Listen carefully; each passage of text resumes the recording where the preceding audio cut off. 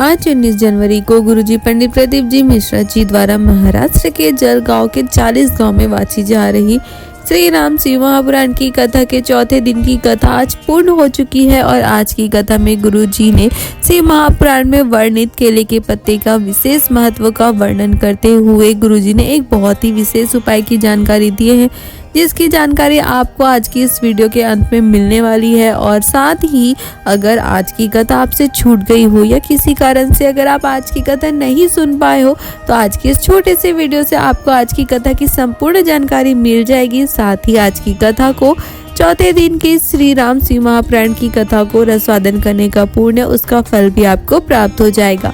तो चलिए वीडियो को शुरू करते हैं और जानते हैं आज की कथा के चौथे दिन में गुरुजी ने कौन कौन सी शिव महापुराण के विशेष बातों की जानकारी दिए हैं। कथा को शुरू करते हुए गुरुजी ने कहा कि एक बार अगर हमारा बचपन चला जाए तो फिर बचपन वापस नहीं आएगा, अगर जवानी चली गई तो फिर जवानी वापस नहीं आएगी, अधेड़ी गई तो फिर अधेड़ी भी वापस नहीं आएगी। इसलिए गुरुजी ने कहा कि हमें हमारे बचपन को इतना अच्छा बनाना चाहिए, इतने अच्छे कार्य हमें हमारे बचपन में करने चाहिए कि जवानी आने पर हमें हमारा बचपन याद आए। और हमें हमारा जवानी इतना अच्छा कर लेना चाहिए कि जब हमारा अधेड़ी आए तो हमें हमारी जवानी याद आए। और अपनी अधेड़ी को भी हमें इतनी अच्छी बना लेना चाहिए, इतने सत्कर्म के काम करना चाहिए कि जब हमारा बुढ़ापा आए तो हमें हमारी अधेड़ी याद आए। और अपने बुढ़ापा में भी हमें इतना अच्छा काम करना चाहिए, पुण्य के काम करना चाहिए, सत्कर्म करना चाहिए, हमें नाम जाप करना चाहिए, भजन करना चाहिए, कीर्तन करना चाहिए, ताकि हमारे जाने के बाद भी लोग हमें याद करें। कथा में आगे गुरुजी ने कहा कि आपको अपनी आसक्ति अपने परिवार से, अपने घर से कम करना चाहिए। और अगर आसक्ति करनी ही है तो परमात्मा में, परामर्थ के काम में, धर्म के काम में लगाना शुरू करना चाहिए। शिव महापुराण की कथा वर्णन करती है कि आपको हफ्ते में कम से कम एक दिन तो ऐसा चुनना ही चाहिए जिस दिन आप परामर्थ के कार्य करें, भूखे को भोजन कराए, प्यासे को पानी पिलाए, जरूरतमंद को उसकी जरूरत की सामग्री उपलब्ध कराए। और अगर आप सक्षम हो तो आपको किसी व्यक्ति की पढ़ाई का खर्च भी जरूर उठाना चाहिए, जरूरतमंद की सेवा करना चाहिए, धर्म के काम करना चाहिए। कथा को आगे बढ़ाते हुए गुरुजी ने कहा कि अगर आप सोचते हैं कि दुनिया वाले क्या कहेंगे तो आपको एक कथा अवश्य सुननी चाहिए। गुरुजी ने कहा कि एक बार नंदी पर भोलेनाथ और माता पार्वती बैठकर कहीं जा रहे थे तो उन्हें रास्ते में एक व्यक्ति ने देखा और देखकर कहा कि देखो, एक नंदी है और उसके ऊपर दोनों बैठकर जा रहे हैं, शर्म नहीं आती।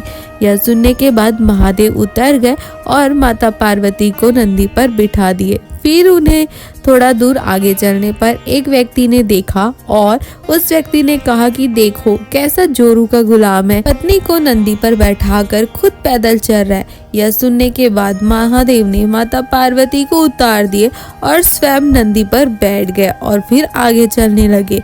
आगे फिर उन्हें एक व्यक्ति ने देखा और कहा, देखो कितना निर्दयी व्यक्ति है, खुद नंदी पर बैठा है और फूल जैसी पत्नी को पैदल चला रहा है।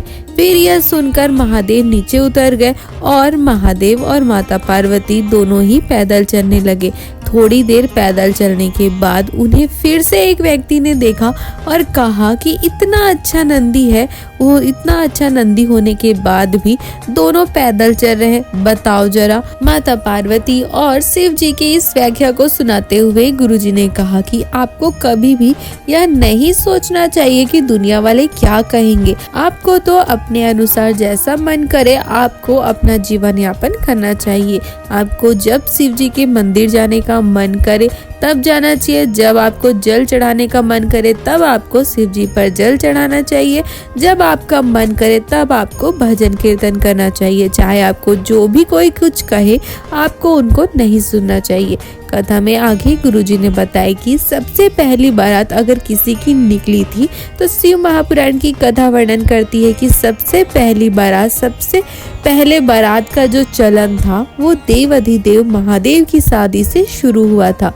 गुरुजी ने बताया कि महादेव से पहले कभी भी किसी भी देवी देवता की बारात नहीं निकली थी और न ही किसी ने निकाली थी।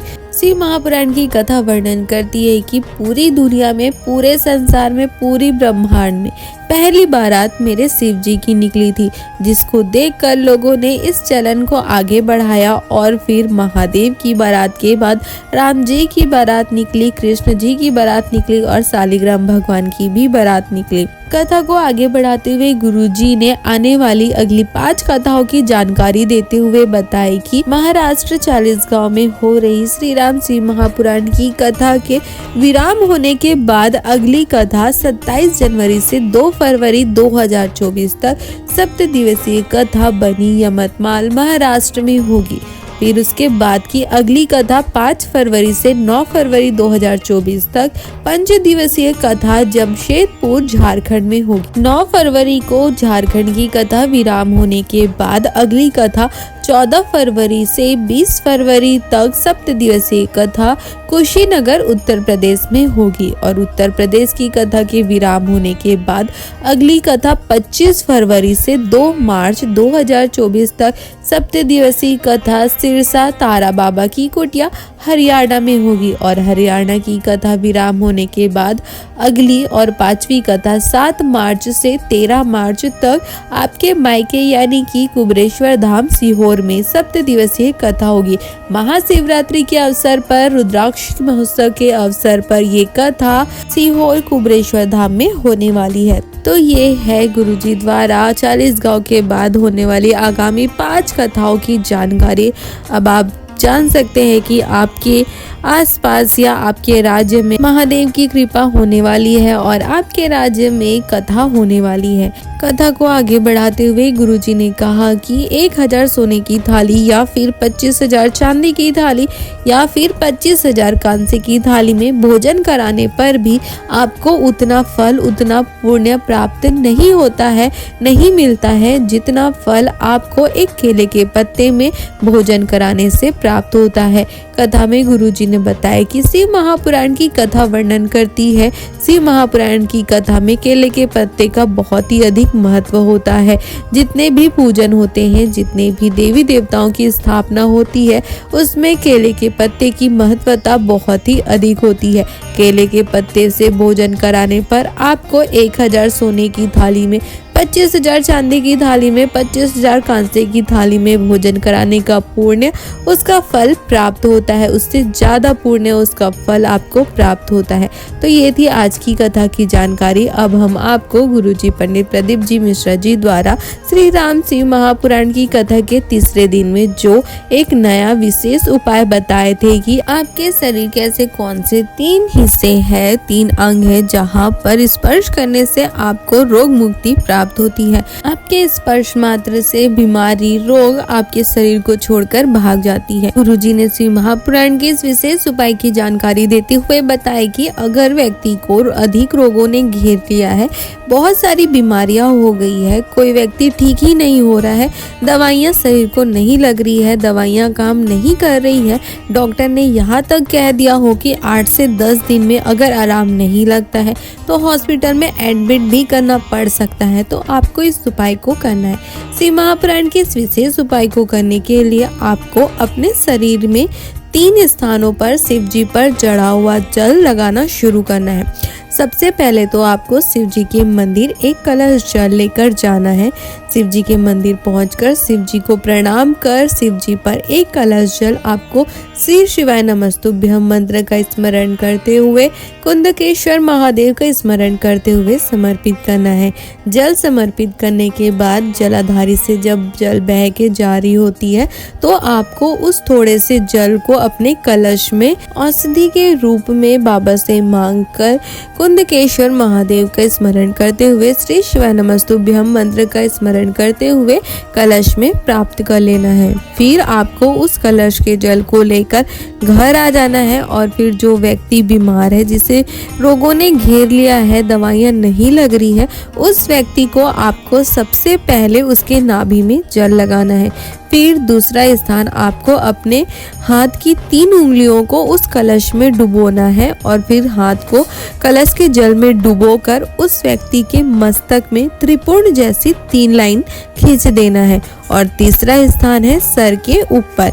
इन तीनों स्थानों पर आपको उस कलश के जल को उस व्यक्ति के शरीर में लगा देना है। गुरुजी ने कहा कि 3 से 4 दिन तक आपको इस उपाय को करके देखना है। शिव महापुराण की कथा कहती है कि यह निश्चित है कि 3 से 4 दिन में उस व्यक्ति को आराम लगना शुरू हो जाता है, दवाइयाँ शरीर को लगनी शुरू हो जाती है और आपको डॉक्टर के पास जाना भी नहीं पड़ता है। तो ये उपाय आप किसी भी दिन कर सकते हो, किसी भी दिन से आप करना शुरू कर सकते हो। कल शनिवार से आप इस उपाय को करना शुरू कर सकते हैं। बहुत ही विशेष और अचूक उपाय है, बहुत ही नया उपाय है। 2024 में रोग मुक्ति के लिए गुरुजी ने बहुत ही आसान उपाय बताए हैं।